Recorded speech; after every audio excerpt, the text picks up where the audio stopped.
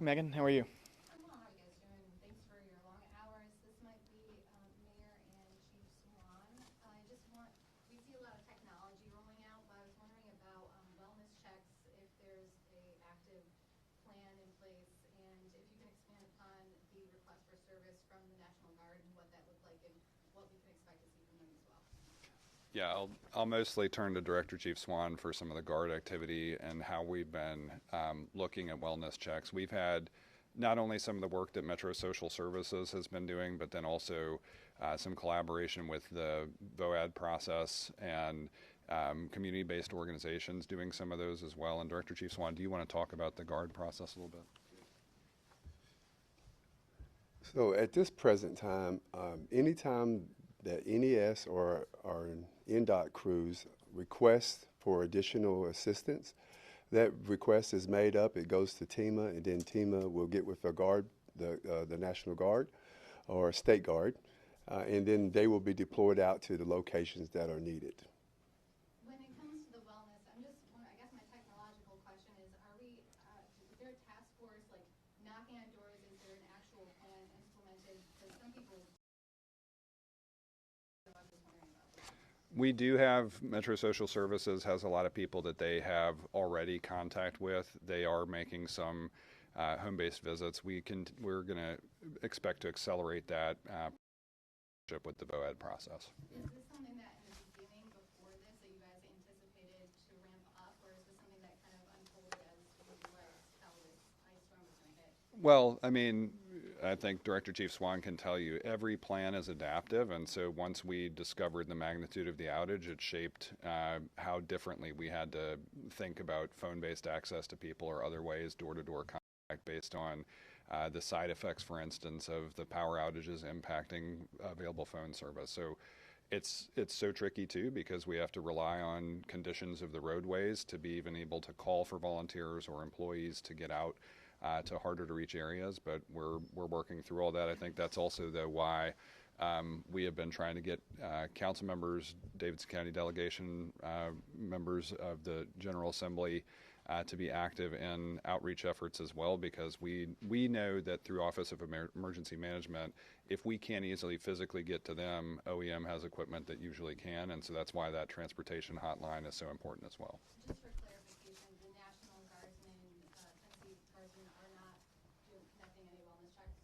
Absolutely not. Their job and their mission is to assist with our NES partners and NDOT partners to clear roadways and debris. That is their mission.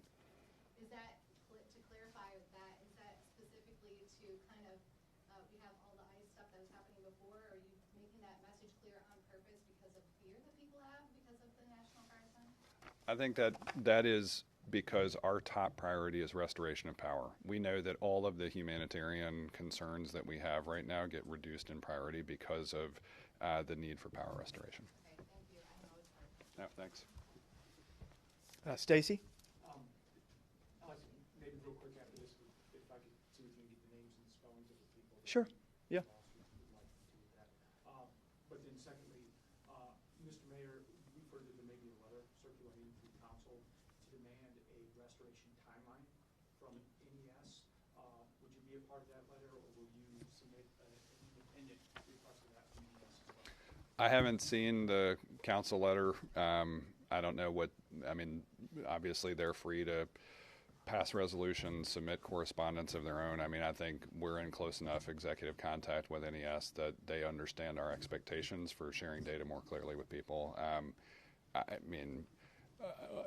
Metro Council could send such a letter. I think the hardest part of this is that, like Steve's question, Director Chief Swan, we're not going to close shelters until everybody's back to power. We don't know what that end timeline is. I'm sure NES is going to struggle to tell you when the very last person will be restored to power. Let's see, who have we not got to? Stephen? The emergency alerts that go directly to your phone, like an Amber Alert. What's the strategy on deciding, not to be very chief, but on how often to use those, and do you have any information on how effective they've been, or if people are receiving those? Yeah, I'll let Director Chief Swan talk a little bit about it. I think, Stephen, for us, this has been a recognition of what Megan was getting at, that you might not have a TV that's working right now. You might not be able to see everything on your phone if you have not been able to charge devices enough to get anything more than a text message. If your internet is out, those kinds of things. It is another way for us to broadcast the most critical information, which for us has meant recognizing that people have shelter available and transportation assistance if needed. And Director Chief Swan, if you want to add anything. So with that question, basically, with all the social media and every avenue that we can utilize to make sure that we message to individuals if they need a place to stay, please utilize that. So what we've done, we've noticed as the day progresses toward more of the evening hours, we do send out messages via phone, and we do see a surge. But as we progress to Friday or Thursday night, we've seen it. The numbers have dropped, but we will be there. We'll make sure that we provide all the services that are needed. We've ramped up transportation purposes of Nashville Fire Department, Metro Police, WeGo partnerships, Metro Schools. So we've got the capacity to use the transportation in the way it should be. So we're going to be here through the duration of this event. So. And I think you said the number of people in the Orming shelters last night was around 300. If I'm not mistaken, yesterday was around 600. Are people finding other accommodations? Do you have any idea where? Well, as what we're finding that once power is restored and people are not waiting to determine if the power is coming on or not, they're using their plan B. I talked a little bit about that yesterday. Do not wait. If you have other alternatives and ways to get out of the code or go to a friend or what have you, use that. So we are seeing those numbers go down, but again, we haven't depleted our capabilities of transportation, and we'll be there through the duration of this event. And Stephen, I guess I would follow up and say, even in our office, but certainly what we've seen in NES's numbers, they are making progress on power restoration. I think as we stood here yesterday, there were about 90,000 outages remaining. I think today is we walked in about 70,000, and so that's 20,000 households potentially that may be able to go back home and have warmth and all the things they expect. Make sure I've gotten to everybody before I go duplicates. See if we can do 3 more. We'll go here and then here, and then I'll come to the back. I spoke to a man in South Nashville earlier this week. He said, we're going to freeze to death. I know that you have transportation and a lot of shelters and all respect to that. I think a lot of people are wondering, what is FEMA's response right now? Where are they? Are they coming here? Should they have been here earlier this week? What's going on with that? I would defer to Director Chief Swan on this. I mean, our Office of Emergency Management works directly through TEMA, which then typically works through FEMA. Director Chief Swan, if you want to talk about how FEMA typically responds in a natural disaster. Yeah, absolutely. So again, at this point, when there's a request made, it goes through the Office of Emergency Management. If it cannot be measured or cannot be handled by our infrastructure, then we'll go to TEMA to get those resources. So again, if we have individuals, we don't want anyone to feel as if there is no hope, and there is a way for us to manage and help them in any measurable way. We'll do it. So again, when we hear of individuals needing help, if it's an emergency, call 911.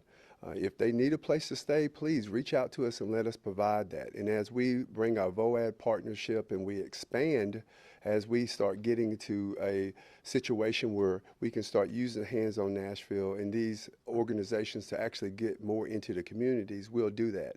It just all has to be done in a safe manner. So again, for anyone who feels like they need the help, please just reach out. We'll do everything that we can do to provide that service. Would you guys want more federal assistance, though? Would that be more helpful? We're open to any and all assistance. So once the request is made, we send it up the chain, and then they will give us the resources that we need. Let's do 2 more, and you've got a chance to ask United Way a question too if you need that information. Let's go to Dan, and then Steve will let you book in this. In regards to our schools, some parents have been asking, is there any report of any alarming breaks, any flooding in any schools? We know that some schools have had challenges with ice on campus or nearby them. We know some schools have had power outages as well. I'm pretty sure the school board has been discussing the ability to open. I think right now, based on the last I had heard from school board members, was they anticipate being able to open early next week, although I don't think a final decision has been made on that. This impact has hit the entire county. That includes schools, it includes businesses, it includes residences. And so we know it's important for as much as possible to get the city to standard operating procedure, but we know that a lot of students and families in metro schools are still without power. And so we're working closely with metro schools as a partner in this as well. And beyond getting the most customers, areas with the most customers up to operating standards, how's the city making sure that the lower income neighborhoods aren't disproportionately longer? Yeah, I think all of that is taken into account where we have tried to have a broad distribution of warming locations as we track NES's power outages. We've looked at that map and seen where those clusters are so that we can, we obviously can't just time it more than where we see the biggest outages, but we're trying to make sure that where we see neighborhoods coming online versus those that might have prolonged outages, we're able to target those resources as effectively as we can. Come to Steve. This is for Chief Swan, and then I have a secondary question just for NDOT, just about how many roadway obstructions are left. Sure. If you could. But back on FEMA, FEMA's restructured under this administration. The Trump administration has radically kind of changed how FEMA operates. Two things. One, do we know if Governor Lee's expedited disaster request was approved? And second, how have you noticed FEMA interaction here versus previous disaster events or FEMA interactions with the city over emergencies? Well, first, I can tell you that no matter what the nation's status is locally here, our relationship with our TEMA partners have been strong, very committed. We communicate daily. They do have FEMA partners that are stationed inside of their TEMA EOC. But again, at this point, we're just gathering all information that is needed so that once the declaration is approved, then you'll start seeing more FEMA representatives that come out into communities where we'll set up stations where people can put in all of the damage and things of that nature. But at this point, FEMA is not in play. It's really our local authorities and our TEMA partners.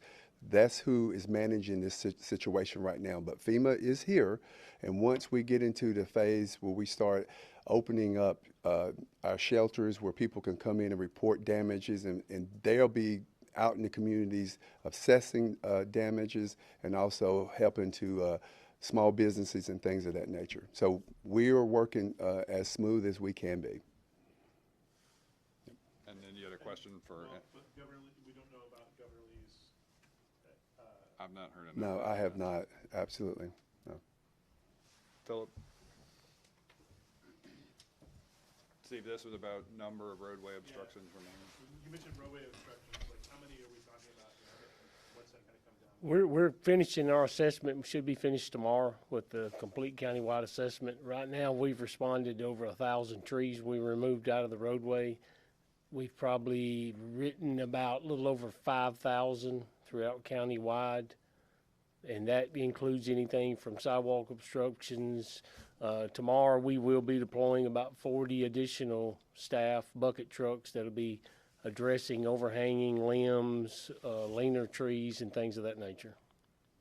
And Steve, that's in addition to, I think NES has now quantified more than 500 utility poles that were damaged or down, and I've never seen that number that high. Thanks, everybody.